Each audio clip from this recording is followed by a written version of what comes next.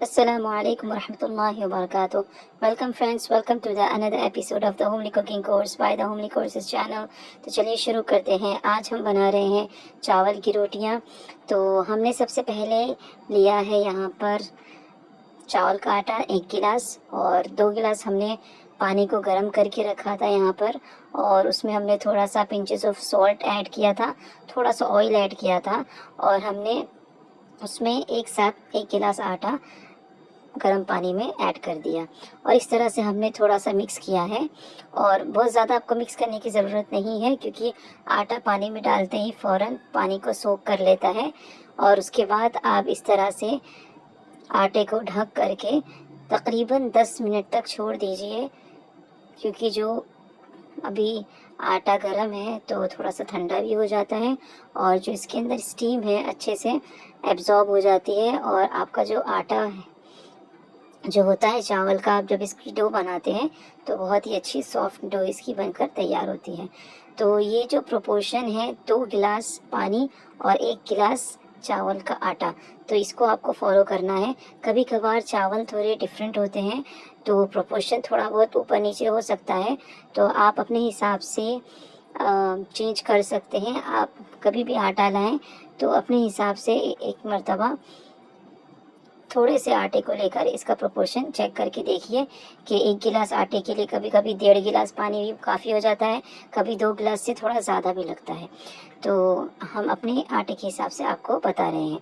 उसके बाद आप देख सकते हैं हमने अपने आटे की अच्छे से डो तैयार कर ली थी। अब हम यहाँ पर रोटियाँ बनाना शुरू करते हैं।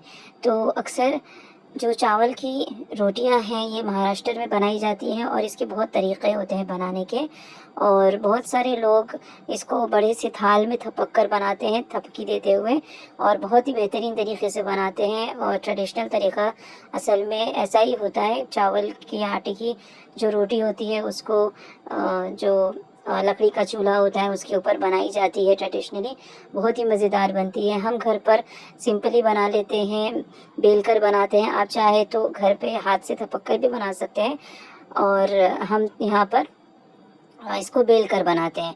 तो आप देख सकते हैं हम 2 तरीक़ा आपको बताएंगे। तो सबसे पहले हमने आटे का एक पेड़ा ले लिया, और इस तरह से हमने थोड़ा सा ड्राई आटा डालकर इसको थोड़ा सा अच्छे से पहले डो को फैला लिया। उसके बाद हम बेलना शुरू कर रहे हैं। आप आटे के पेड़े को डायरेक्ट बेलना शुरू करते हैं तो साइड से ना क्रैक आ जाती है, तो इस तरह से आपको पहले अच्छे से फैलाना है थोड़ा सा अपने हाथों की मदद से। उसके बाद थोड़ा सा ड्राई आटा डालते हुए आपको बेलना है। तो बहुत ही ईजीली बेलते हुए आप अपनी चावल की रोटी इजीली बना लेंगे। और इस तरह से अगर आपको नहीं जमता है तो आप आटे के ऊपर कोई प्लास्टिक की शीट रखकर भी बहुत ही इजीली बेल सकते हैं। उसके लिए आपको प्लास्टिक की शीट पे थोड़ा सा ऑयल अप्लाई करना पड़ेगा। तो ये तरीक़े हैं। आप चाहे तो अपने हाथ से थपक कर भी बना सकते हैं, उससे भी बन जाता है। उससे कई लोगों को जमता नहीं है, कभी जो रोटी है थोड़ी सी मोटी बन जाती है, पतली रोटी उससे नहीं बन पाती। तो आप अगर पतली रोटियां बनाना चाहते हैं तो इस तरह से बेल कर बनाइए। तो आपको एक और बार हम यहाँ बता रहे हैं किस तरह से हमने बेला है रोटी को।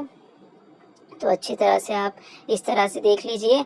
कभी भी आप जब रोटी को बेले, चावल की आटे की रोटी को, तो उठा के आपको फ्लिप नहीं करना है। जिस तरह से हम गेहूं की रोटी बेलते हैं उस तरह से बिल्कुल भी इसको बेलते नहीं है। अगर आप इसको उठा के फ्लिप करेंगे तो आपकी रोटी टूट जाती है या टूटने का ख़तरा होता है। इसलिए आप जिस तरह से यहाँ पर आपको दिखाया जा रहा है उसी तरह से आप बेलिए। इसके बाद आप देख सकते हैं हमने यहाँ पर रोटी सेकना शुरू कर दिया है। माशाल्लाह बहुत बेहतरीन रोटी बन के तैयार होती है।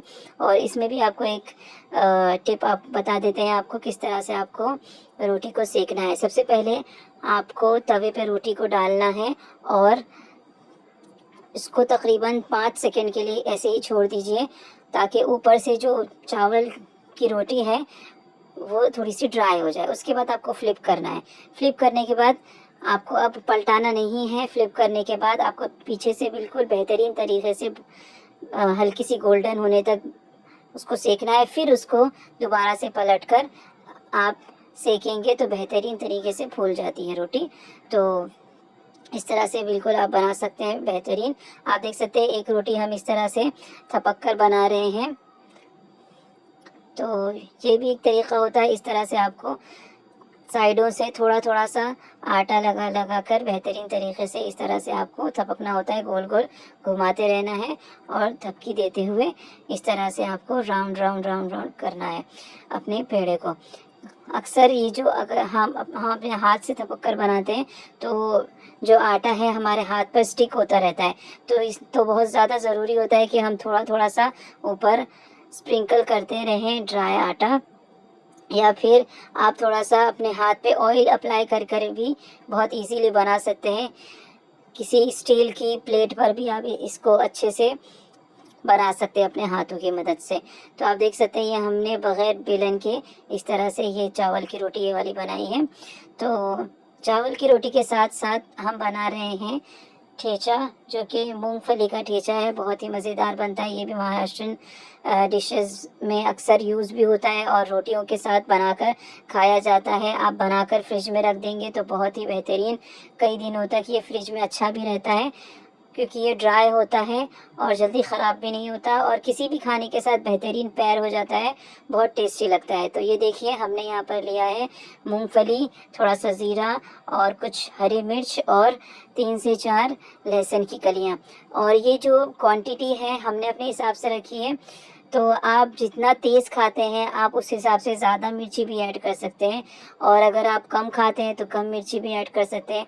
और अनरोस्टेड हाँ, आपको लेना है मूंगफली और उसको बाद में इस तरह से एक साथ सारी चीज़ों को डाल के रोस्ट करना है।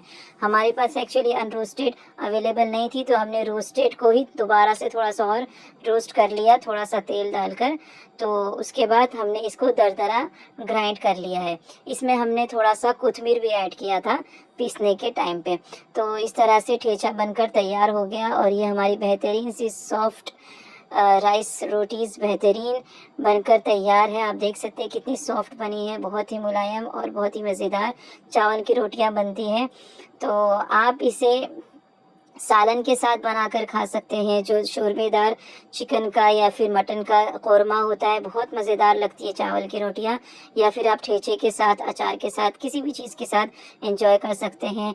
आपको हमारी रेसिपीज़ पसंद आती हैं तो ज़रूर हमारे रेसिपीज़ को लाइक कीजिए, अपने फैमिली फ्रेंड्स में शेयर कीजिए, हमारे चैनल को सब्सक्राइब कीजिए, और अगर आप हमारी रेसिपीज़ को ट्राई करते हैं तो ज़रूर कम्युनिटी में पोस्ट कीजिए। हम आपको मिलेंगे अपने अगले एपिसोड में, तब तक के लिए अल्लाह हाफिज़।